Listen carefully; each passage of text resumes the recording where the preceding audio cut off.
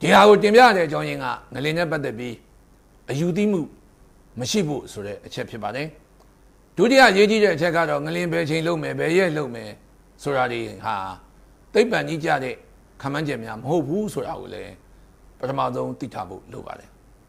ငလင်တွေနဲ့ပတ်သက်ပြီးတော့အယူဆတစ်ခုရှိပါတယ်အဲ့ဒါဘာလဲဆိုတော့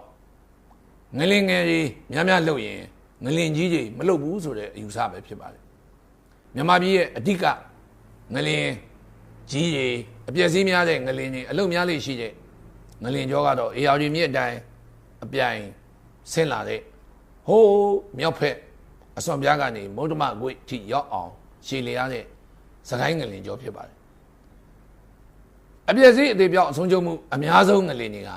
စကိုင်းငလင်ကြောပေါ်မှာပဲလှုပ်ကြပါတယ်အဲ့လိုလှုပ်တဲ့အခါမှာ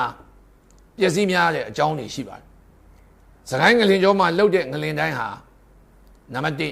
1ငလင်ရဲ့ epicenter ဟာတိမ်ပါတယ် shallow depth လို့ခေါ်ပါတယ်ဆိုတော့ငလင်လှုပ်တဲ့ဗဟိုဌာနဟာမြေကြီးအောက်80ကီလိုမီတာ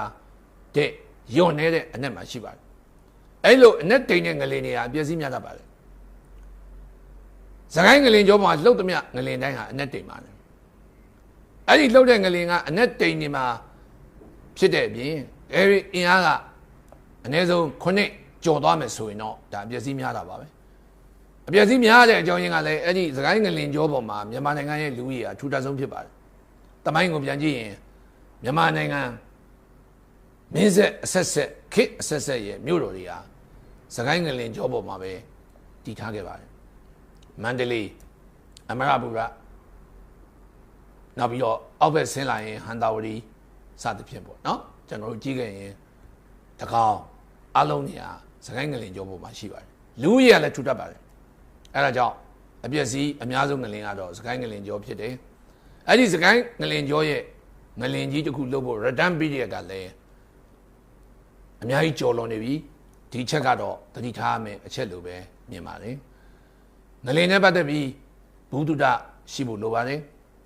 ငလင်နဲ့ပတ်သက်ပြီးအဆောက်အဦတွေပြိုကျခြင်းဟာအသေးပြောက်များခြင်းဖြစ်ပါတယ်ငလင်လုံးလို့သိတာကဘယ်တော့မှမများပါဘူးဒါပေမဲ့ငလင်လှုပ်လိုက်တဲ့အတွက်အဆောက်အဦပြိုကျပြီးပြီလို့ဖိမိလို့နောက်ဆုံးမြေထဲမှာမြုပ်သွားလို့သိရတာကများလေးရှိပါတယ်ဒီတော့ငလင်ရဲ့အသေးပြောက်ဟာအဆောက်အဦအမျိုးအစားပေါ်မှာအများကြီးတည်ပါတယ်